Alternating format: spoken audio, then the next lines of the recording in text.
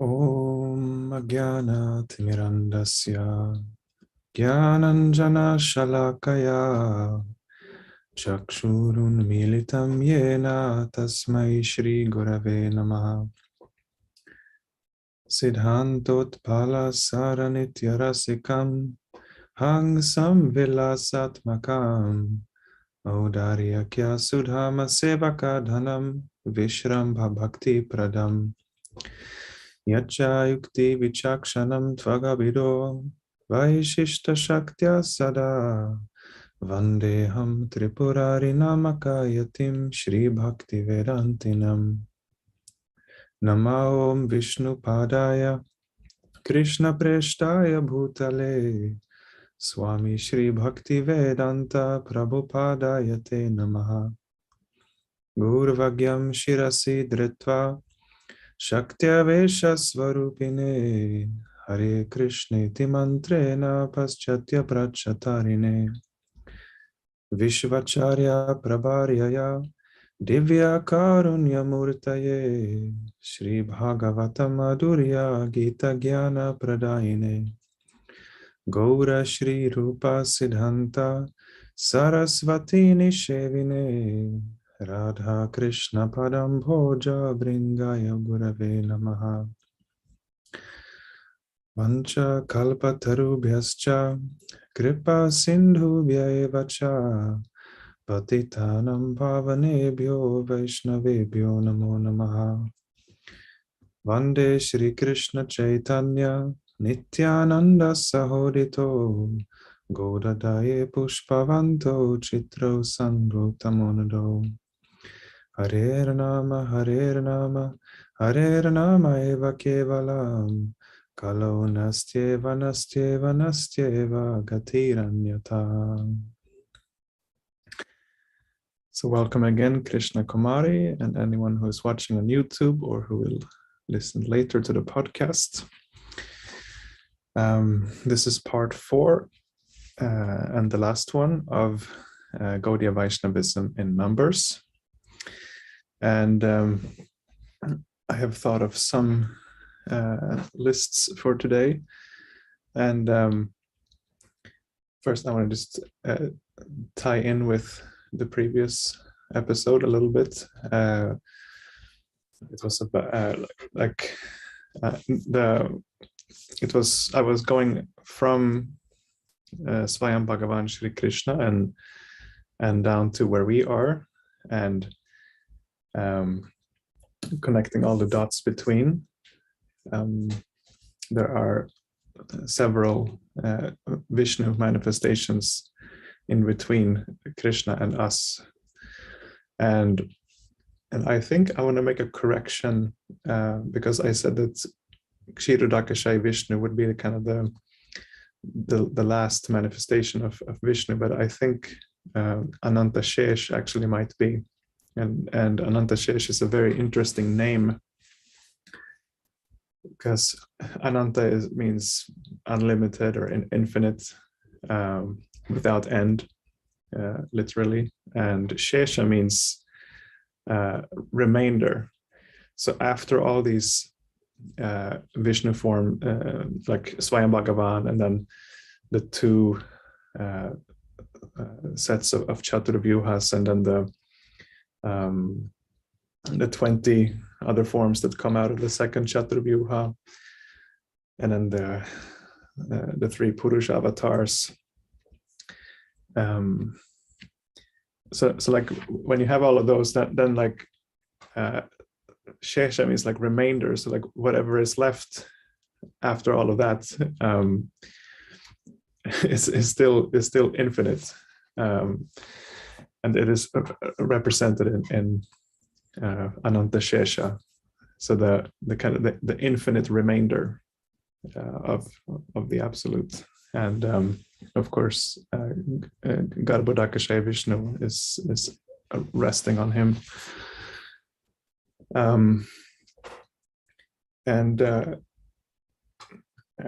Just as a way of to help memorize, there's another list like we have the 24 Vishnu forms that come out of the first Chaturvyuha, and they are differentiated by in which arm they are holding their 4 weapons. So there's also there is a list of 24 gurus. Of course, this is not like a fixed list. I'm sure this Dattatreya in Srimad Bhagavatam would have infinite gurus, to see gurus everywhere, but there are 24 gurus listed in the Uddhava Gita of the Avanti Brahmana, or Dattatreya, as he has also been identified. And this is interesting because our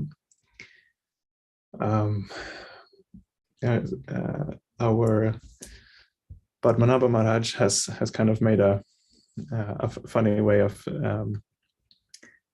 speaking about the Guru Parampara as GPS. So like we have the GPS, the global positioning system. Maharaj made this kind of wordplay that the Guru Parampara system is GPS. And of course, it's a very nice analogy, because having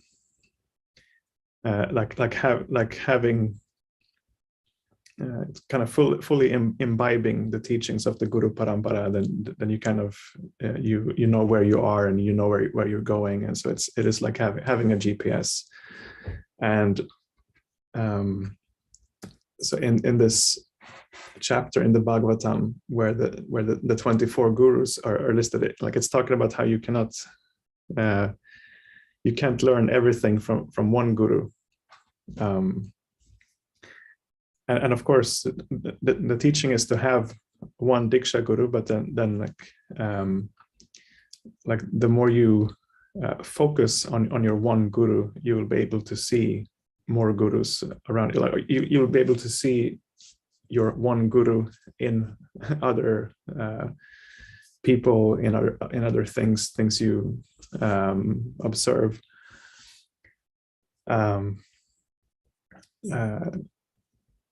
And like your guru, your personal guru that you took initiation from, may not be with you all the time, but if you imbibe his teachings, then you will be able to see them in everything, and in this way everything will become your guru. And of course you can have Shiksha gurus who help you understand the philosophy. Mahaprabhu had something like 6 gurus, I believe. I just heard them mentioned by Maharaj the other day. How is that? Gangadas Pandit is his school teacher, and then Ishvara Puri is his Diksha guru. Then he has his Sannyas guru in Katwa, and then his Ramananda Roy is like a Shiksha guru for him, and so on. So in this, but it's interesting that it is 24 gurus listed in the Uddhava Gita, in the Bhagavatam, and in relation to this analogy with GPS, because the minimum amount of satellites required to have a functioning GPS is 24. So when they had 24 satellites up in the atmosphere, then they could start operating the GPS system. So that is just a nice way to like kind of tie these points to. So I was thinking to just look at some of the gurus of the Avanti Brahmana. The first guru is the earth. Here, quote, "From the earth I learned that when one is overcome by the elements of material nature through one's destiny, one should not swerve from the spiritual path. From the earth's trees and mountains I have also learned to be selfless, and so I am ready to act for the benefit of others like the trees." And of course, this we also see in Mahaprabhu and in Krishna Lila. Like in Krishna Lila, there's a section where Krishna is glorifying the trees of Vrindavan after the episode with the wives of the Vedic Brahmanas who wouldn't give Krishna and Balaram the food that was meant for their sacrifice. Then Krishna is kind of comparing these stingy Brahmanas with the generous trees. And of course, we also see this in Mahaprabhu in the third verse of Shikshashtakam, how Mahaprabhu is kind of also has the trees as his guru, that they're teaching him tolerance, to be, as the verse says, to be tolerant like a tree. Then the next guru is the air. The Brahmin's second guru was the air. In the yogic worldview, air is of two kinds, that which flows around us and that which is present within the body. The latter is also known as prana, or life air. The prana does not require excessively rich or good-tasting foods to remain in the body. And so the Brahmin took this lesson that one should only eat as much as one needs to keep one's intelligence awake and one's mind and speech sharp. The pleasure of the senses itself should not be the object of our sense activities. So there's also a verse in the first canto of the Bhagavatam. I can't remember all the Sanskrit, but jivasya tattva, that your life should be lived for knowledge of the self, jivasya tattva, and not for not for the, like, you shouldn't live for the sake of enjoyment. Of course, we will enjoy and suffer. That is just part of life, but we shouldn't make it the central focus of our life. And the Avadut here, the Brahmin learned this from the air. The third guru is the sky. The sky, from whom he had learned about the all-pervasive nature of the soul and its transcendence. On the one hand, the all-pervading sky makes no distinctions as to moving or non-moving, conscious or unconscious beings. It is present in all equally. Similarly, the yogi recognizes that God is present in all beings equally, and so makes no distinctions between them. So that is a very nice point of inclusivity, not thinking us and them, not even about stones.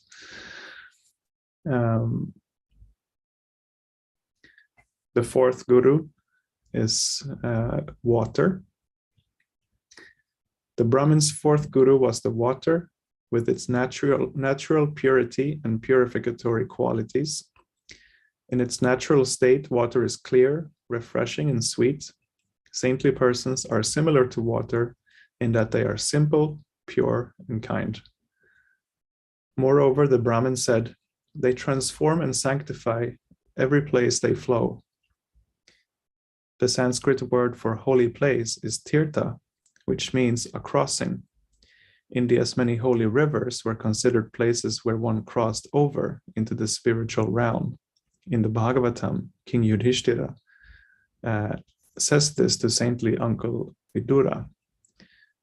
Great devotees like you are places of pilgrimage in yourselves. indeed, you are what makes the places of pilgrimage truly holy, for you carry the Lord in your heart. So it's kind of thinking of water, then you think of rivers, you think of holy rivers, you think of the holy people that reside there, and it is the holy people along the holy rivers that makes the rivers holy. But so if you can just make these connections, then like whenever you just hear the word water or seawater, you will think of saints. And let's see, that is one thing. My Guru Maharaj brings that up in his Bhagavad Gita commentary, that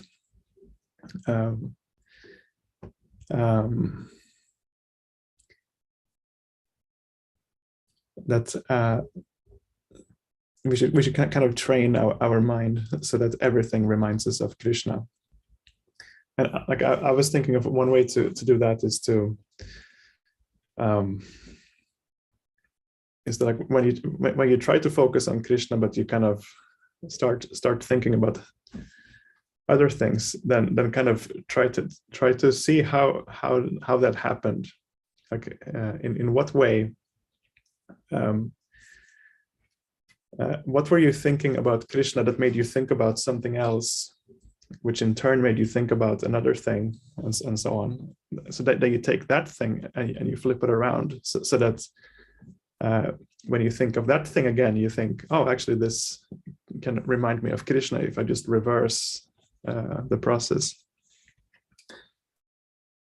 The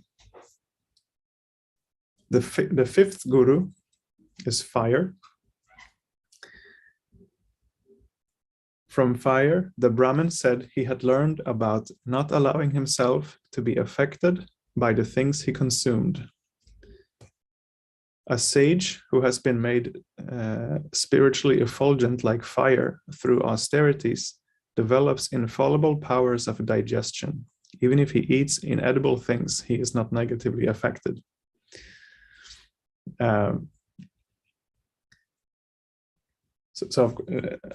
Of course, it is like I take this more like not like the like literal meaning here, like not that the point of becoming highly spiritually realized is that you can eat inedible things, but that you can handle situations, difficult situations, which less capable people cannot handle without becoming disturbed. In the same way that fire can just consume anything. If you put anything in fire, it'll just burn it, and it's not going to affect the fire. It's only going to help the fire. Let's see. The sixth guru is the moon. The Avanti Brahmin's sixth guru was the moon. The moon goes through various phases during its monthly cycle, but the fullness or darkness of the moon at the beginning and end of each fortnight are only appearances. The moon itself remains unchanged.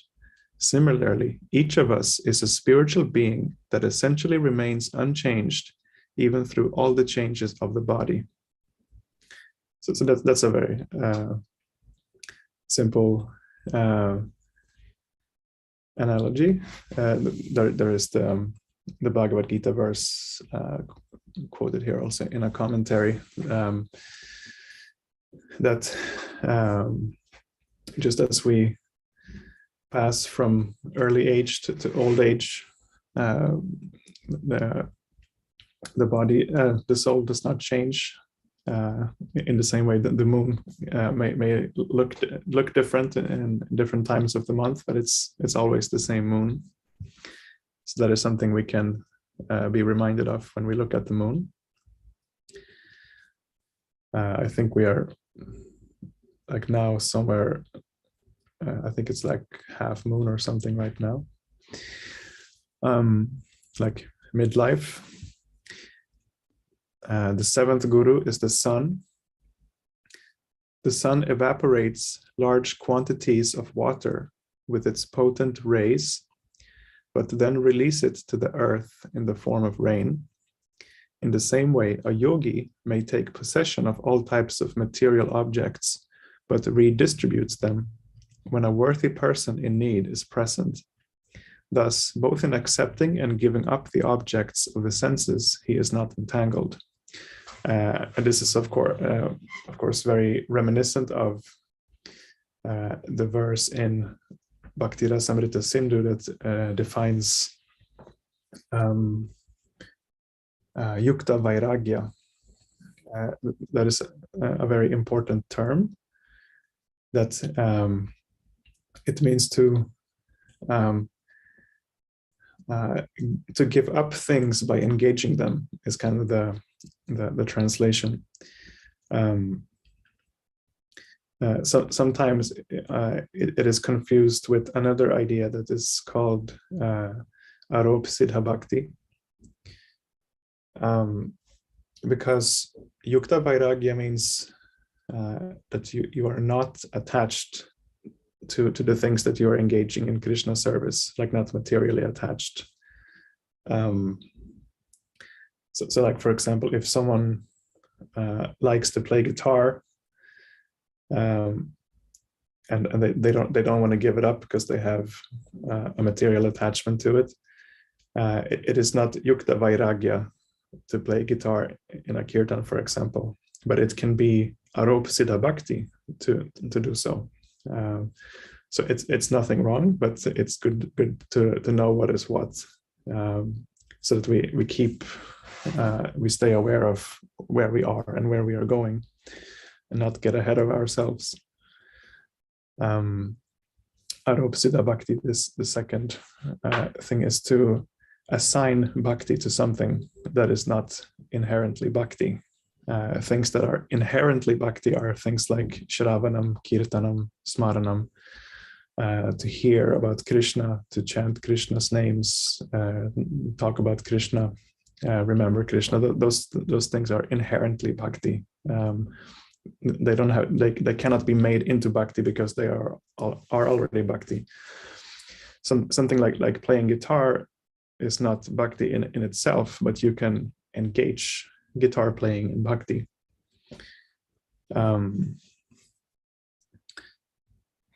The eighth guru is the pigeon. Once upon a time, there was a pigeon that lived in a forest along with his wife. Kind of cute to think of pigeons as married, I think. He built a nest in a tree and lived there with her for several years. The hearts of the two pigeons were bound together with great affection. They only had eyes for each other, and their every thought was for the other. Naively trusting in the future, they enjoyed their lives as a loving couple among the trees of the forest. The pigeon was so devoted to his wife that he fulfilled her every desire, no matter how demanding. Then the female pigeon experienced her first pregnancy. When the time arrived, she filled the nest with eggs, where she sat on them until they hatched. The two pigeons became most affectionate to their children, with their tender limbs and feathers, and took great pleasure in listening to their chirping, which, though still unformed, sounded very sweet to them. And they began to raise them lovingly, taking happiness in their happiness. One day, the pigeon parents went out to find food for the children. During their absence, a hunter caught sight of the fledglings as they hopped about near the nest. He spread out his net and captured them all. When the adult pigeons returned, they saw their empty nest and soon realized that their babies were caught in the hunter's net. Overwhelmed with anguish, the mother cried out and rushed toward her young as they appealed to her for help. Her judgment completely clouded by despair, she rushed toward the net in a frantic attempt to free her helpless children. The hunter was waiting quietly nearby and immediately trapped her as well. Then it was the father pigeon's turn. Seeing both his children and his wife, who were as dear to him as life itself, fatally bound in the hunter's nest, he began to lament wretchedly. He said, "What a fool I am! My family life has been destroyed, leaving me unsatisfied and unfulfilled. I must have done something truly wicked for this to have happened to me. My wife was perfect for me. She loved me and was always devoted and faithful. Now she has gone with our children, leaving me behind in an empty home to grieve." The grief was so great that the father pigeon lost all will to live. Completely mesmerized by the sight of his family struggling in the net and dying, he too fainted and fell into the cruel hunter's clutches. The hunter, considering his day's work a great success, went home. The lesson the avadhut drew from this drama he had himself witnessed was that too much attachment to material pleasures results in pain and deception.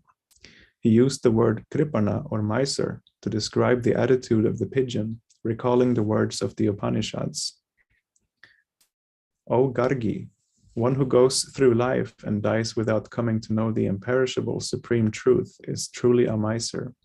But one who goes through life and dies after coming to know the imperishable supreme truth is truly a Brahmin.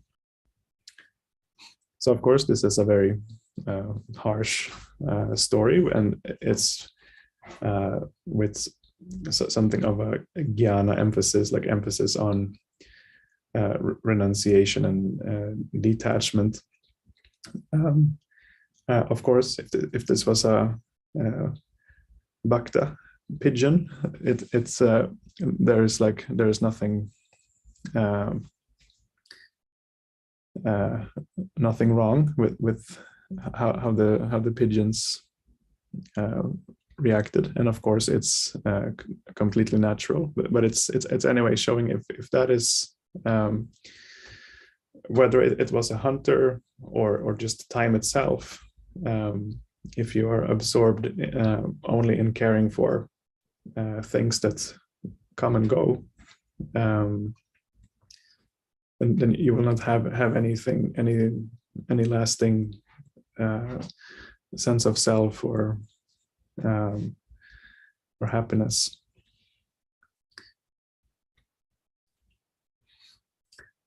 The ninth guru is the python.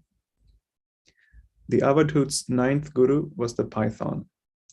This great snake lies quietly for great lengths of time without searching for food.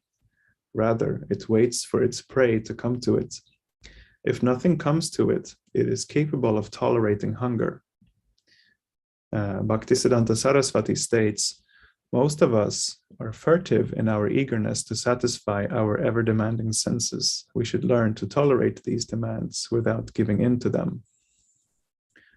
So a quite simple lesson. You trust that things will come when they need to come, and you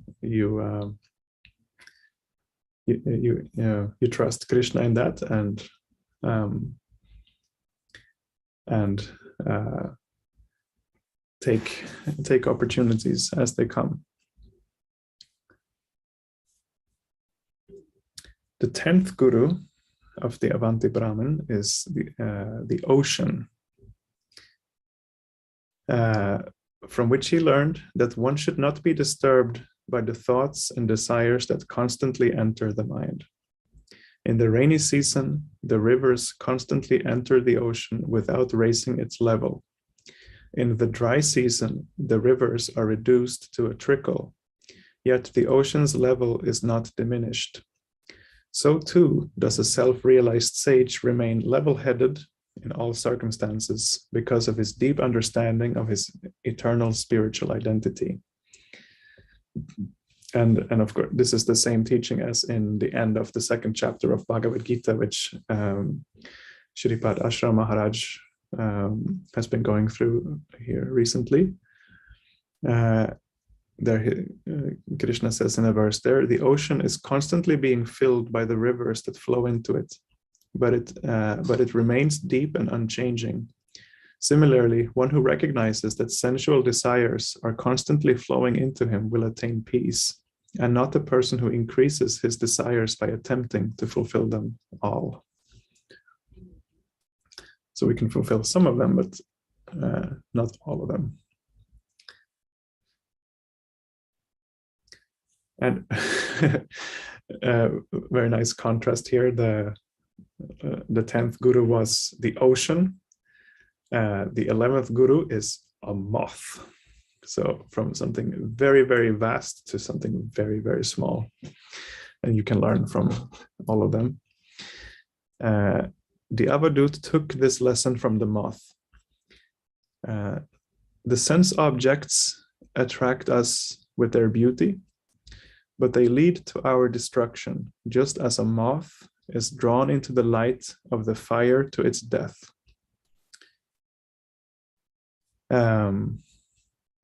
This is also mentioned in the 11th chapter of the Bhagavad Gita. Just as moths rush into the bright flames of the fire, meeting their destruction, so too do all these worlds rush with great speed into the mouths of your universal form. They are meeting their death. The world is also a form of the Lord, known as his universal form. However, one who sees it as the object of enjoyment instead of service is like the moth, which mindlessly follows the light and falls to his death. As an object of enjoyment, the phenomenal world is a creation of Krishna's illusory power. And we stay in the insect world for the 12th guru, which is the bee, or the honeybee. From the honeybee, the mendicant took several lessons. The bee goes from flower to flower, taking just a sample of what each has to offer. One should take only small mouthfuls when one eats, taking only enough to maintain the body. One should not stay as a guest in anyone's home to the extent that it disturbs them. This is called the honeybee's way of life. The bee that becomes greedy and continues to drink the nectar from a flower for too long risks being trapped after the sun sets and the flower's petals close. Of course, in this example, as in others, the mendicant was speaking of the hermit's way of life, of someone who depended on charity to maintain body and soul together. There are still some renunciates in Vrindavan who live in this way. The 6 Goswamis, Sri Chaitanya Mahaprabhu's beloved companions, are described following a regime of this sort. Krishnadas Kaviraj says, renunciation is the predominating characteristic of every one of Mahaprabhu's devotees. When Lord Gauranga sees their renunciation, he is very pleased. So yes, we here have the Goswamis were begging, but some not even begging, but just or we have like Madhavendra Puri who wouldn't even beg. He would just sit and wait, and if no one gave him food, then he would fast that day. So that sounds more like the python described earlier. Of course, he was very active internally in serving Krishna. So it's not about being devotionally inactive in any way. These examples. The 13th guru is an elephant. Like the moth, the elephant is led to destruction by desire. In India, wild elephants were typically captured by using captive cow elephants to lead them towards a pit into which the lusty bull would fall. The lesson there is, once again, that a renunciate should not allow himself to be influenced by attraction to the opposite sex.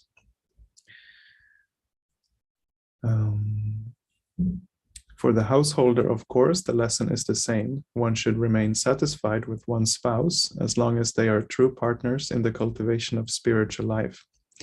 The wife or husband who helps to cultivate one's relationship with Krishna becomes satsanga, or beneficial association.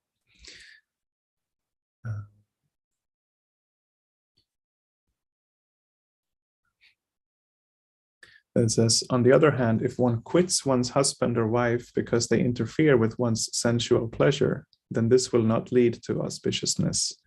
Lord Brahma says, fear follows one who has no control over the mind, even in the forest, far from temptation, because his 6 enemies, lust, anger, greed, envy, intoxication, and illusion, which is another common number here, like the six enemies, accompany him wherever he goes. But what harm can living with one's wife and children do to one who has conquered his senses, is self-satisfied, and awake to the spiritual purpose of his life? So one can be a true devotee householder, and one can be a false renunciate. Of course, one could also be the opposite of a false householder, or one could be a true renunciate. So we want to be true. That's the teaching here. So we had the bee here earlier, and now we have another honey gatherer. Of course, the bee doesn't. Well, the bee gathers pollen and makes honey, but then we have the honey gatherer as guru number 14 here. In ancient Indian society, some people specialized in gathering wild honey from hollow trees and other places where bees made their hives.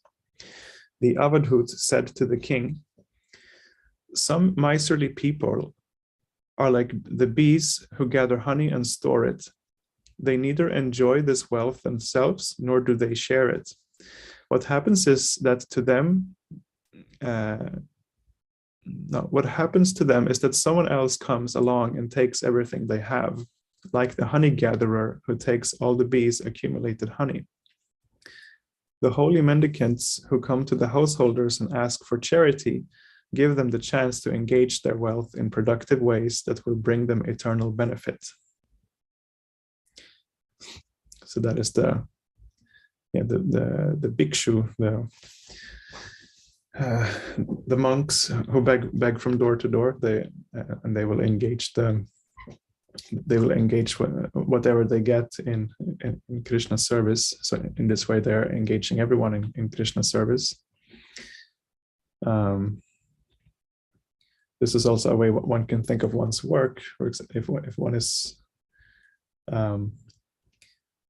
if one is working and engaging the money in Krishna service, then you're also engaging the people that you got the money from. The 15th guru is the deer. A monk should never listen to mundane songs or gossip, for these will enchant him into forgetfulness of his spiritual goal.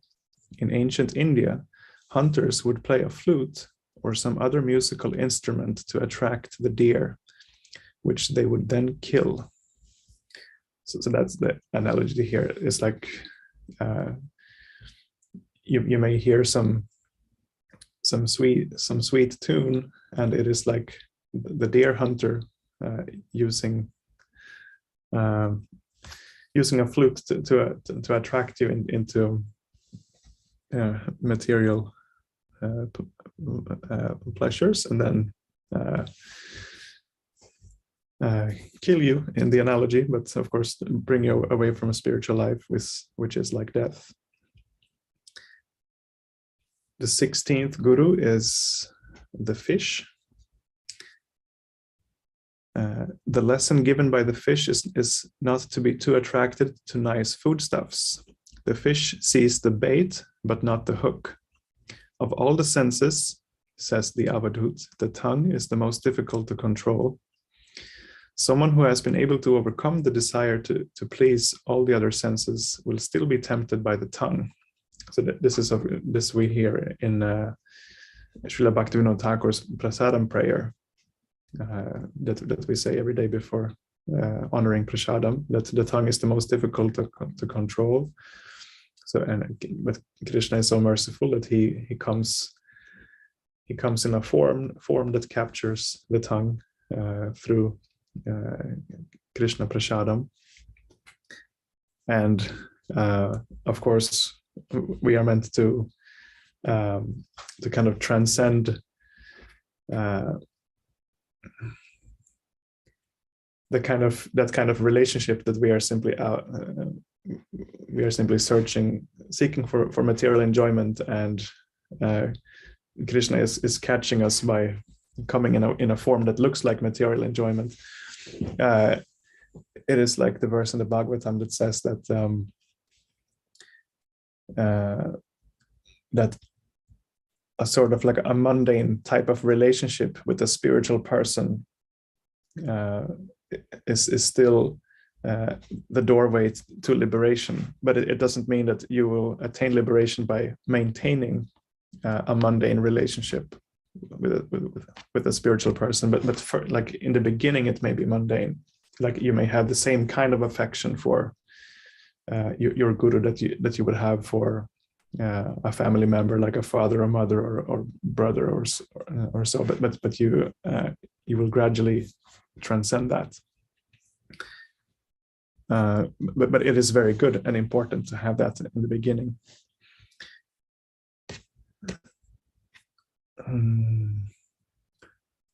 The guru number 17 is the prostitute, Pingala. The Avadut then told the story of the prostitute Pingala, his 17th guru. Though his description comes at the end of the second of the 3 chapters in this section of the Bhagavatam, Pingala is special in that she is the only human guru named, and is the only one whose teachings are given in her words rather than through her example or through a deduction. She is also exceptional in that she is named elsewhere in the Bhagavatam, namely in the Gopis' reply to the letter Uddhava delivered on Krishna's behalf after his departure from Vrindavan. Pingala lived in the ancient city of Videha. She would stand in front of her house on the street, watching the men as they walked by, sizing them up and speculating whether they were prospective clients or not. Does this fellow have money? That one looks rich. Will he pay me well? One night went by without a single customer, and she anxiously went in and out of her doorway, gradually completely losing hope that anyone would come. She became morose and her face dried up. Then, despite her anxiety for money and her disappointment, she began to feel detachment, and this resulted in a feeling of freedom and joy. So she started to sing a song that is summarized as follows. Just see my illusion. Being unable to control my mind, I foolishly desire sexual pleasures from sinful men. I have brought myself so much suffering through selling my body to men who are mere slaves to their sex desires. How could I ever think that pleasure can come of this material body, which is full of stool and urine, covered by skin, hair, and nails, and is constantly excreting foul substances? All the pleasures of this body, as well as those who bring them, are temporary. So how could I ever have placed any hope in any of them? I don't know what I have done to deserve Lord Vishnu's mercy, but he must have been pleased with me, for he has shown me the pleasure that comes in freedom from the desire for hope, from the desire and hope for money and material sense pleasure. So there he got some, here's some direct insights coming from direct realization of this woman, Pingala. The 18th guru is the Falcon. Accumulation of things leads to misery. One who knows this becomes an akinchana, someone who knows that nothing is truly his. To support this, he told the story of the falcon, or kurara bird. One day, a falcon had a successful hunt and caught a mouse. Unfortunately, the other falcons had not caught anything, and so they ganged up on the first one, who immediately dropped his prey in order to save his life. In so doing, he was surprised to find that he attained peace of mind. So this is interesting and beautiful. I have a personal story about this this verse, and it was when I was living at Audarya, and it was at a time when Shripad Ashram Maharaj was also living there, and he was giving a series of classes on these verses about the different gurus of the Avanti Brahman, and I had dreamt during the night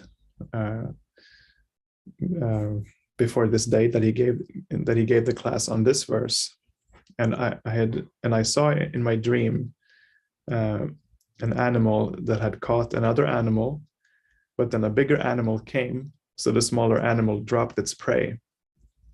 And I woke up and I was thinking, like, what does this mean? Like, I couldn't think of any. And I sometimes look in these like dream dictionaries and try to speculate. But then at night, Ashram Maharaj like read this verse, and I was like, oh, here it is. so that's the power of the Holy Dham. Brings these elements together, like brings the Shastric study into the realm of dreams, and here the Falcon attained peace of mind to his own surprise. So it's similar to Pingala.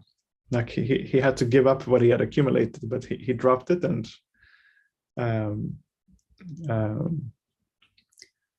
attained peace of mind. So that they didn't have to tear it from him or anything. He just dropped it and was peaceful. So sometimes revelations can come in a flash like that, very mercifully.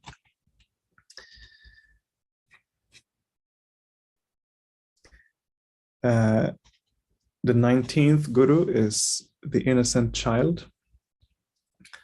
The Avadhut then said, I am indifferent to praise and insult. I have no worries for wife or children. I take pleasure and joy in my own being. In this way, I go through life like an innocent child. There are two kinds of persons who are free of worry. One is the fool, one is bewildered, one who is bewildered and stupid, and the other is the sage who is beyond the entanglements of material nature. That is also reflecting another verse in the Bhagavatam that talks about this, like the only two happy people in this world is the fool and the self-realized, and everyone who is in between are suffering. So it's kind of humorous. So when you see an innocent child, you can be reminded of a self-realized saint. The 20th Guru is the Marriageable Daughter. So the 20th lesson came from a young girl whose parents were looking to get her married. One day, when she was alone at home, several suitors came to seek her hand. Since no one else was there, she herself greeted them. While she was preparing a meal for them, the bangles of her wrist made a great deal of noise.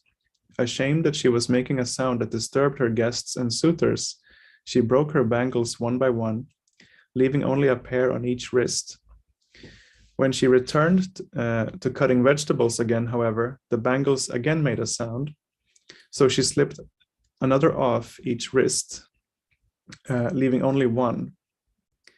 The Avadhut concluded, when many people live together in a single dwelling, there is a lot of noise. Even when there are two people living together, there is still conversation. One should therefore live alone, just like the virgin's bangle. So this was a kind of far-fetched conclusion, but this shows like how the yogic mind works. That you can see teachings and everything.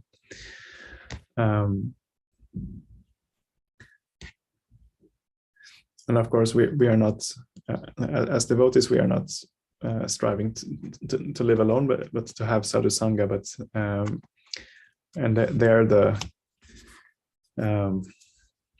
like the point still holds, because it says that the quality of a Vaishnava is to be silent. But talking about Krishna does not count as noise. So like it's a different kind of sound. So there in sadhusanga you can have many bangles on the wrist. Guru number 21 is the arrow maker. There once was an arrow maker who was so absorbed in his work sharpening arrows that he did not even notice the passing of a king in great pomp and circumstance in the street just outside his workshop. Similarly, a yogi becomes so absorbed in the self that he does not care for inner or outer events. And this brings to mind something we were discussing here a couple of days ago in our Bhagavatam study gathering. It was why terms like kama and rati are used for bhakti in our tradition, when these words are more commonly about like material lust, for example, like kama, or rati is also the same. And Brigu gave the explanation that it kind of shows how intense bhakti is in comparison to simply having spiritual peace, to have this kind of spiritual passion that bhakti is.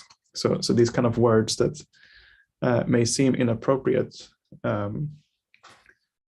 are appropriate in that sense, that they are that they describe the absorption. So here we had an arrow maker who was so fixed on his craft that he didn't even notice a king passing by. And there is a story that my Guru Maharaj tells in his introduction to aesthetic Vedanta, that there was a sage sitting and meditating and in the forest, and a girl was running through the forest because she was going to meet with her secret lover, and she accidentally stepped on the sage without even noticing him, because she was so fixed on running to her lover. And this also illustrates the point, because like first the sage was disturbed that like here I am sitting meditating, and she just comes, and she, who is out after something as totally mundane, is just like stepping on me and and not even noticing. But then he learned a lesson, so he was kind of like this Avanti Brahmin here, who could like draw teachings from things happening around him. So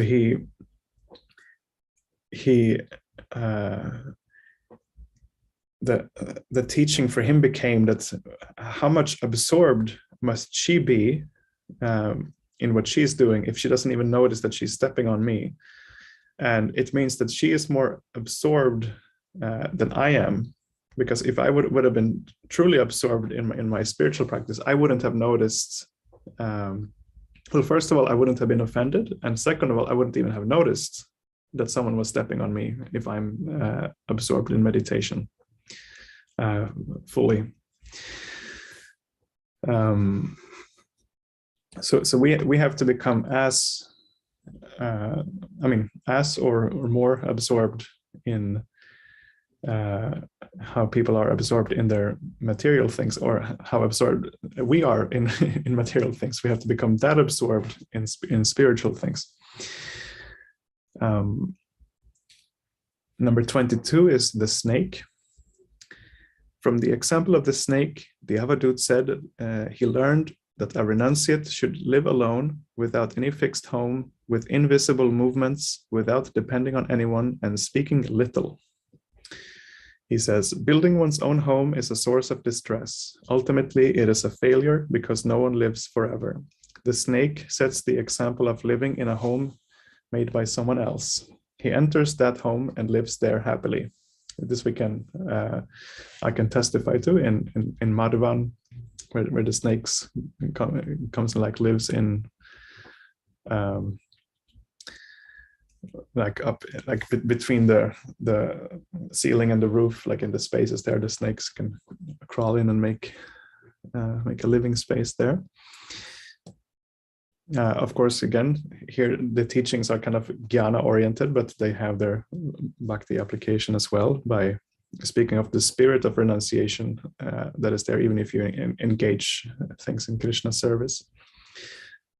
Number 23, the spider. The spider emits its thread from its own body, creating a complex web, and then when its work is finished, draws the thread back into itself. Similarly, the Supreme Lord creates the universe out of himself, and when the work of the creation has been completed, draws it back into himself. So he was reminded of Mahavishnu there.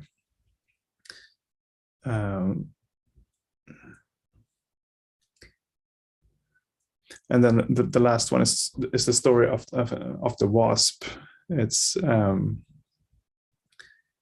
it is a bit of a long story, and I know that Krishna Kumari has to leave, so I will leave that story. The basic thing is that what you meditate on is what you become. That is the teaching of the story. So I will end with that and see if you have any comments. Oh, yes. Hare Krishna.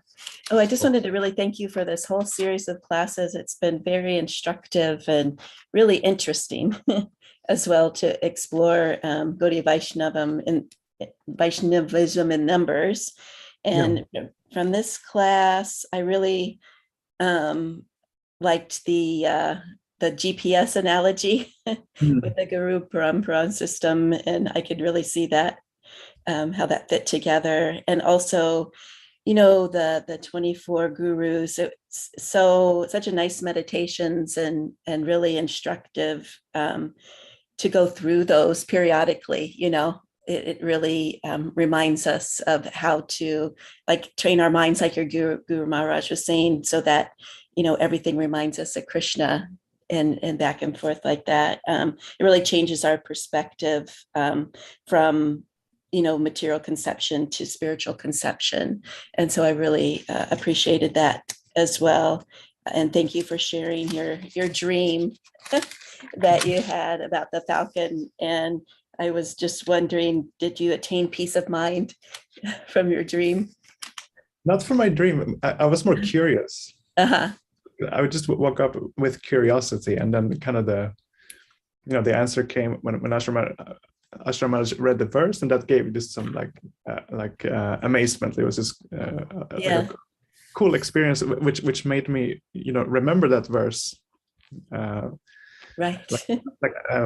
Out of all of them, because there are so many that you may not remember all, but that one I will for sure remember because of that. So right, it'll stick in your mind. The last thing I was just thinking of too is the vast amount of numbers in our scriptures and how everything is all connected together.